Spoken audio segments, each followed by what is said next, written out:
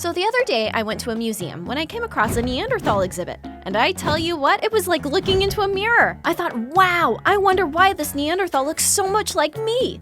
Are Neanderthals ancestors of humans? Did Neanderthals and humans interbreed, causing genetic similarities? These are definitely questions that I was thinking at the Neanderthal exhibit at the museum the other day.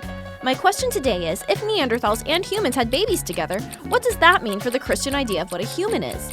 Well, if Neanderthals are technically humans, then it is obvious that they interbred. But the scientific evidence strongly demonstrates that Neanderthals were not human. According to the prevailing scientific explanation, Neanderthals lived for about 135,000 years ago to 40,000 years ago, and left fossil evidence from Siberia to much of Europe and the Middle East. In this picture, humans originated in Africa around 100,000 years before migrating north and spreading throughout the world. In addition to the geographical and time differences, scientific studies show important distinctions between the anatomy, development, and genetics of humans and Neanderthals. Here are some examples. The leg bones of Neanderthals are built for shorter, stouter, and stockier bodies than humans. The modern human face is small and flat with a big chin, whereas Neanderthals had big, forward-projecting mid-faces with a small chin and big ol' eyebrows. And skull shapes are different, giving us a pronounced forehead and a frontal cortex. This part of the brain is associated with complex cognitive abilities, like doing calculus and solving problems. Apart from anatomical and developmental differences, scientists can actually extract DNA from Neanderthal cells. This data, along with other evidence, shows us that Neanderthals are not an ancestor to humans, but a distinct species. Yet some analysis of DNA in the early 2000s indicated that Neanderthals might have interbred with humans before disappearing. So what does the evidence say?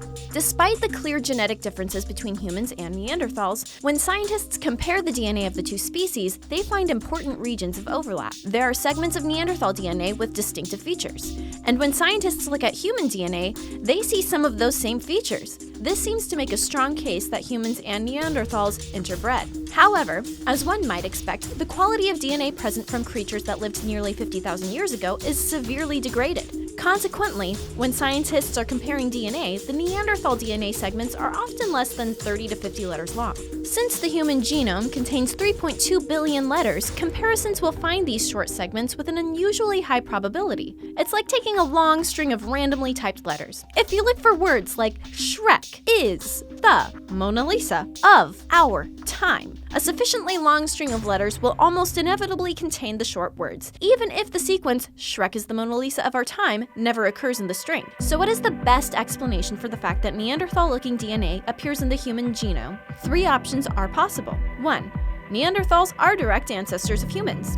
2. Neanderthals and humans interbred. Or 3. Parallel adaptations in humans and Neanderthals produced the similarities. How can we decide the best explanation? The differences described earlier rule out option 1, but we need to look more closely at the evidence. For example, many of the human Neanderthal DNA similarities occur in regions related to immune system genes and skin pigmentation genes. These are precisely the areas where we would expect parallel adaptations.